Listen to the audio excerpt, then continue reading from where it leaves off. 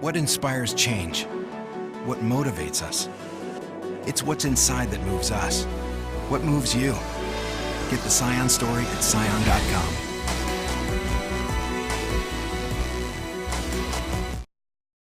Revitalization of AGANA really is a phrase or a mantra that's thrown around a lot, but at AGANA Shopping Center we really wanted to do something about it and be progressive about it.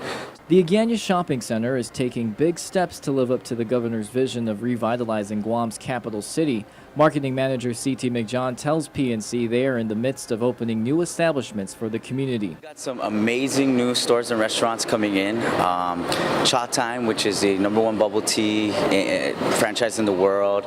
We have a world-class restaurant in Tapanad and a really cool concept Ultra Lounge that should be opening by the end of the year. McJohn says they are deep in negotiations with major franchises such as Panda Express and Subway to open at ASC as well. In addition, he mentions they have plans to open a cultural night market and are seeking tenants, entertainers, and craftsmen.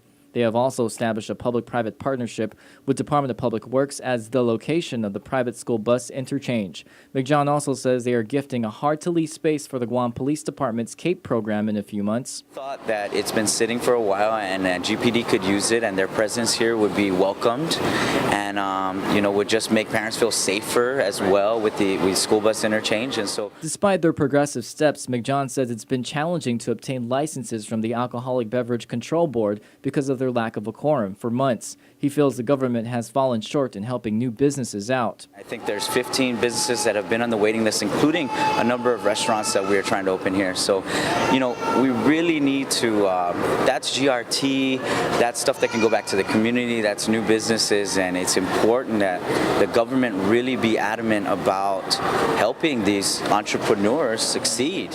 Understanding the concerns of the AGANA Shopping Center, Senator Mike Sinicola says the ABC board now has 3 newly confirmed members and can establish a quorum.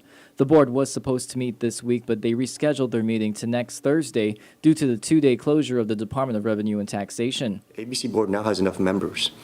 So the only thing now that's outstanding is whether or not the establishments that want to open, particularly in Hagatni and Tamuning, are going to be allowed to open based on the threshold laws that limit the number of alcohol establishments based on population. According to Sinicolas, the number of establishments in Hagatna exceeds the ratio as specified by law. He says he has been working with the Guam Hotel and Restaurant Association and other private businesses on the racial limitation roadblocks, and while he has already introduced a bill, it has been sitting in committee. He wants to get the bill's language together to satisfy all interested parties and a majority of lawmakers. This whole issue, we were proactive about it in April.